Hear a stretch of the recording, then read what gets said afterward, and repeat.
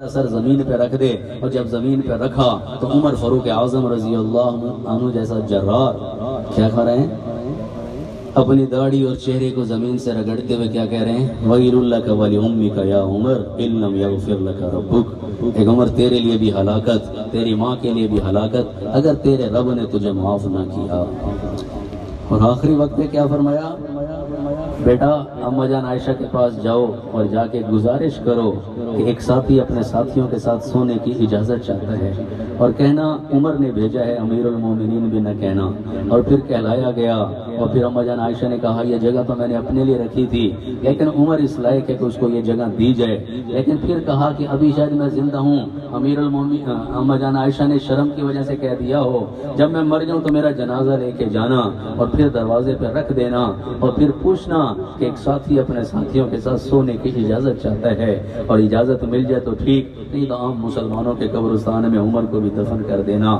لیکن اما جان عائشہ نے دے دی جگہ، اور پھر جب تدفین ہو گئی تو ابن عباس رضی اللہ عنہ فرماتے ہیں کہ میرے کندھے پہ کسی نے ہاتھ رکھا، میں نے پیچھے مڑ کے دیکھا تو حضرت علی رضی اللہ عنہ تھے، اور وہ کیا کہہ رہے تھے کہ عمر مجھے پتا تھا اس جگہ پہ تیرے علاوہ اور کوئی نہیں آ سکتا، کہ میں نے اپنے نبی کی زبان مبارک سے کتنی دفعہ سنا ہے، میں ابو بکر اور عمر، میں ابو بکر اور عمر، بس یاد رہا اتنا کہ سامنے تھی جالی، پھر یاد نہیں کیا کیا انوار نظر آئے، وہ یاد نہیں کیا کیا انوار نظر آئے، سرکار کے پہلو میں دو یار نظر آئے، اور پھر لو مدینے کی تجلی سے لگائے ہوئے ہیں، دل کو ہم مطلع انوار بنائے ہوئے ہیں، وہ سارے صحابہ ہیں بڑے پیارے نبی کو، پر ساتھ سلائے ہیں جو پیارے نہیں بھولے، ہم کو ابھی طیبہ کے نظارے نہیں بھولے، دن رات جو جنت میں گزارے نہیں بھولے۔ محرم کا مہینہ ہے، کربلا کی بات بھی کرتے چلیں، آخری وقت ہے، اور امام عالی مقام سیدنا حسین رضی اللہ عنہ نے حضرت زہیر رضی اللہ عنہ کو بھیجا کہ شمر کو جا کے کہو جنگ بند کرو، نماز کا وقت ہے۔ تو ان بدبختوں نے کہا کہ ہم نماز کے دوران بھی حملہ کریں گے، واپس آ کے پیغام دیا ہے۔ تو امام عالی مقام سیدنا حسین رضی اللہ عنہ نے کیا فرمایا، آدھے بندے نماز پڑھو اور آدھے بندے جنگ کرتے رہو۔ بھائیو کربلا کے میدان میں جب پیک پہ لڑائی ہو رہی ہے، اس وقت میں نماز کو نہیں چھوڑا گیا، تو میں حاصل پور میں نماز چھوڑ کے کس عشق نبی کا دعویٰ کرتا ہوں، یا کس عشق اہل بیت کا دعویٰ کرتا ہوں، کیا عشق صحابہ کی بات کرتا ہوں؟ بغیر نماز پڑھے بندہ کہاں معتبر ہو سکتا ہے؟ اللہ بلائے، اور جو بندہ نہیں جا رہا، اللہ کے بھی فرماتے ہیں جعلت قرۃ عینی فی الصلاۃ، میری آنکھوں کی ٹھنڈک نماز ہے۔ تو جو بندہ نماز ہی نہیں پڑھتا وہ اپنے نبی صلی اللہ علیہ وسلم کی آنکھوں کو کیا ٹھنڈک تو نہیں پہنچا رہا، پھر تو تکلیف پہنچا رہا۔ اس لیے بھائیو جانے والے چلے گئے، ہمارے لیے پیغام دے گئے کہ راستہ بہت چلتا ہے، ان قریب آپ نے بھی اسی پہ قدم رکھنا ہے، اور پھر واپسی کا بھی چارہ کوئی نہیں ہے، اور جو چلا جاتا ہے واپس لوٹ کے کبھی نہیں آیا کرتا، اور سبق دے جاتا ہے کہ آؤ تو تیاری کر کے آؤ۔ صحابی فرماتے ہیں میں اکثر دیکھا کرتا تھا تہجد کے وقت میں مسجد کے کونے میں ایک ہستی ہے جو ایسے تڑپ رہی ہوتی تھی جیسے کوئی سانپ کا ڈسا تڑپتا ہے، اور ایسے بل بلا کے رو رہے ہوتے تھے کہ جیسے بہت بڑا نقصان ہو چکا ہو، اور وہ کہہ رہے ہوتے تھے آہن آہا آہن آہا، اور وہ ہستی کوئی اور نہیں تھے، وہ حضرت علی رضی اللہ عنہ ہوا کرتے تھے، جو اپنی آواز میں اللہ سے پکار رہے ہوتے تھے کہ آہن آہا، اور پھر اسے کہہ رہے من قلت الذات بعد السفر، سفر تو بہت لمبا ہے، میرے پاس سامان سفر تو بہت تھوڑا ہے۔ تو وہی خالی ہاتھ نہ چلے جانا۔ ایک آخری واقعہ، آخری بیٹے کو جب بلایا حضرت عبداللہ کو، ننھے سے بیٹے ہیں، آخری پیار کرنے کے لیے امام علی مقام نے بلایا، اور ایسے پیار کرنے ہی لگے ہیں کہ وہاں سے ابن الموقت کا تیر آیا اور ننھے سے بچے کی گردن کے پار ہوا، اور پھر اپنے ہی بیٹے کے خون سے جب ہاتھ بھرے اور ایسے آسمان کی طرف دیکھا، اور جو الفاظ نکلے ہیں اے اگر تو راضی ہے تو پھر ہمیں کوئی پرواہ نہیں ہے، پھر سب کچھ ہمارے جسموں پہ چاہے گھوڑے دوڑے جو مرضی ہمارے ساتھ ہو جائے، سارے اہل بیت کو اللہ کے نام پہ قربان کر دیا گیا۔ قبول ہے لیکن اس بات پہ ہم نہیں آئیں گے کہ ظلم کے ساتھی بنے اور ہم ان کے ساتھ اتحاد کر لیں اور ساتھ میں یعنی اکٹھے ہو جائیں، اتحاد کر لیں کہ جو ہمیں کسی اور راستے کا راہی بنانے والے ہیں، ہم ظلم کے ساتھی نہیں بنیں گے۔ تو بھائیو میں اور آپ بھی ارادہ کریں، بہت مبارک مہینہ ہے، اس میں روزے بھی رکھیں اور 9 اور 10 کا یا 10-11 کا روزہ ضرور رکھا کریں۔ اللہ سے مانگے اللہ ہم سب کو توفیق بھی دے۔ جتنی بہنیں سن رہی ہیں وہ بھی کوشش کریں، ہمت کریں۔ اور پھر میری گزارش ہے کہ اپنی زندگی بدلیں، بہت بڑی ضرورت ہے۔ اللہ اور اس کے حبیب صلی اللہ علیہ وسلم نے جو ہمارے ذمہ کام لگایا ہے، اس کام کو لے کے دنیا میں پھرنا اور محبت کی شمع کو روشن کرنا۔ تو آخری کلام کے ساتھ تقی عثمانی صاحب فرماتے ہیں، محبت کیا ہے؟ What is the definition of love؟ دنیا کی ناجائز محبتوں میں تو ہم پھنسے ہیں، اصل محبت کیا ہے؟ محبت کیا ہے؟ دل کا درد سے معمور ہو جانا، متاع جاں کسی کو سونپ کر مجبور ہو جانا، قدم ہے راہ الفت میں تو منزل کی ہوس کیسی، یہاں تو عین منزل ہے تھکن سے چور ہو جانا، یہاں تو سر سے پہلے دل کا سودا شرط ہے یارو، کوئی آسان ہے کیا سرمد و منصور ہو۔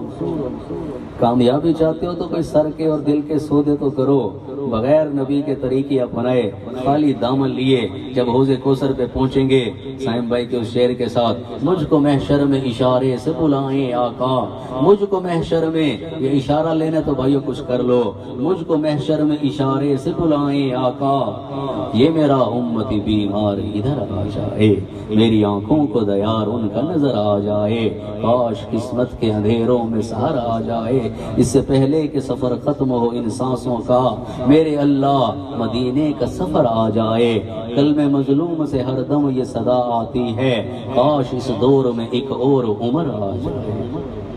ایسے ہی ہے نا؟ اللہ ہمیں نصیب فرمائے۔ اللہ ہم خود اچھے ہوں گے تو انشاءاللہ سب اچھا ہو جائے گا، ہم خود اللہ کے حکم توڑے تو پھر بات تو نہیں بنتی نا بھائی۔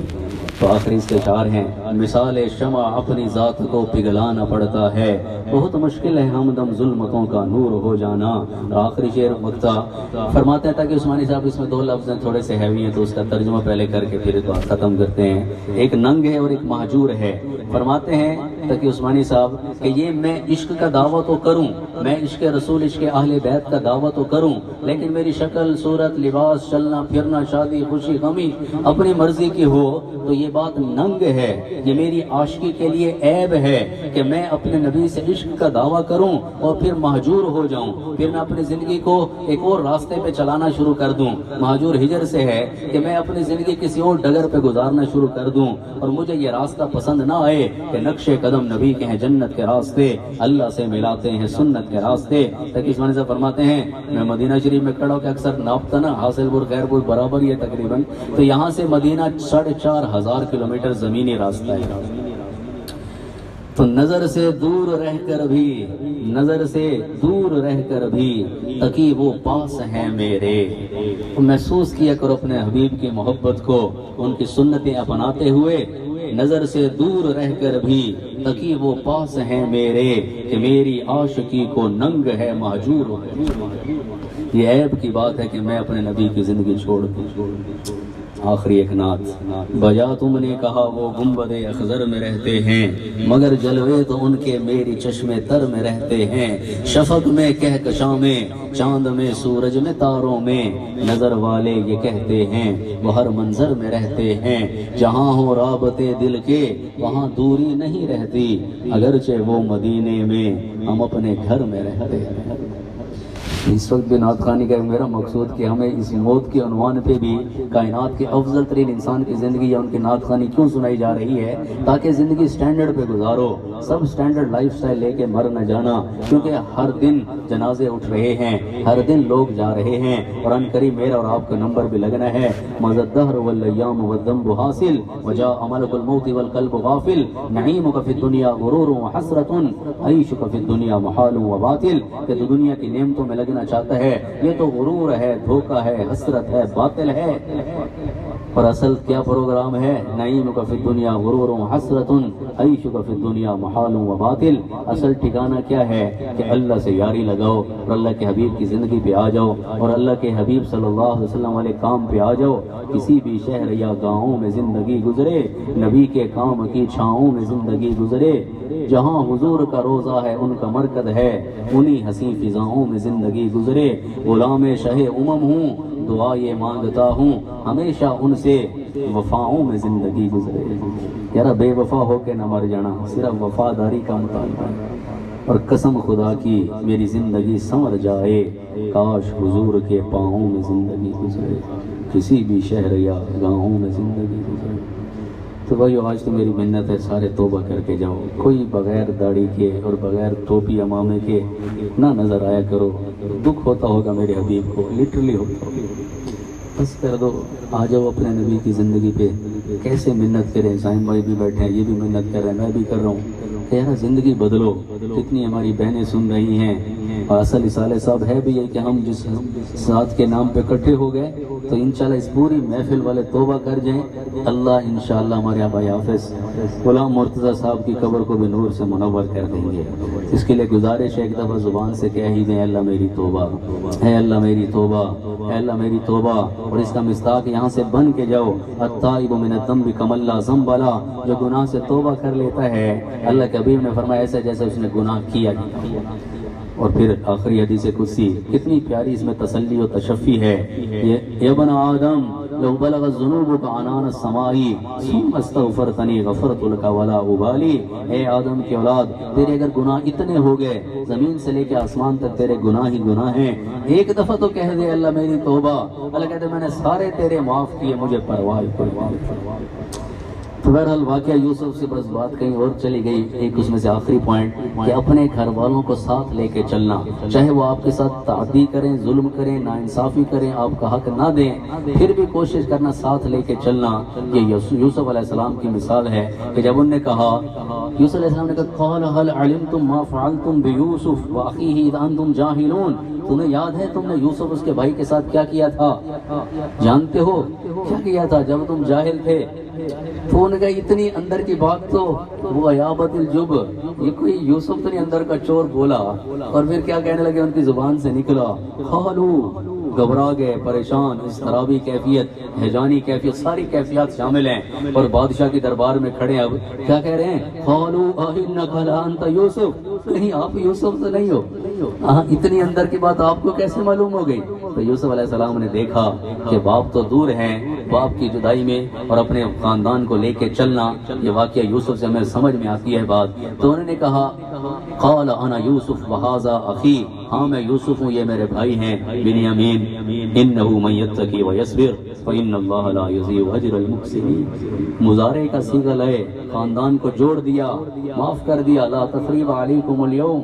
تو آپس میں کوئی لڑا واللہ کرے، ہم سب صلح کے ساتھ رہنے والے بن جائیں، ہمارے دلوں کے اندر محبت کی شمع روشن ہو جائے، میرے اندر، آپ کے اندر۔ کیونکہ اللہ کے حبیب نے پوچھا معاذ، بلکہ صحابہ سے پوچھا، وہ ایک مجلس میں پوچھا کہ تمہیں پتہ ہے اسلام کا سب سے خوبصورت بلکہ مضبوط عمل کیا ہے؟ کسی نے کہا نماز، فرمایا نہیں۔ کسی نے کہا روزہ، فرمایا نہیں۔ کسی نے کہا زکوٰۃ، فرمایا نہیں۔ فرمایا نبی جی پھر آپ بتائیں کہ اتنا طاقتور عمل کون سا ہے جس کو آپ کہہ رہے ہیں؟ فرمایا اسلام کا سب سے مضبوط عمل ہے محبت، اسلام کا سب سے مضبوط عمل ہے محبت۔ جتنا زیادہ محبت ہوگی بھائیو گھر پھر ہی جڑیں گے، ورنہ ہر گھر کی کہانی ہے، ہر گھر ٹوٹ جاتے ہیں، چاہے وہ نیکوں کے گھر ہوں، چاہے بدوں کے گھر ہوں، چاہے بروں کے گھر ہوں، اور چاہے دنیا داروں کے ہوں، چاہے دین داروں کے ہوں، کھٹ پٹے تو ہو ہی جاتی ہیں۔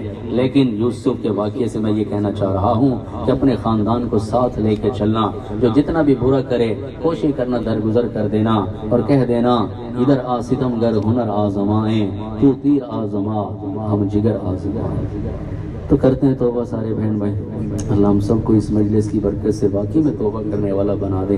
دل تو کرے اور باتیں بھی کرے، لیکن آپ کافی دیر سے بیٹھے ہیں تو انشاءاللہ یار زندہ صحبت باقی، آپ سننے والے، ہم تھوڑا بہت سنانے والے ہیں، لیکن مقصود آپ کا بھی ہے کہ اللہ سے تعلق بن جائے۔ ہمارا بولنے کا مقصود بھی یہی ہے کہ اللہ سے تعلق بن جائے۔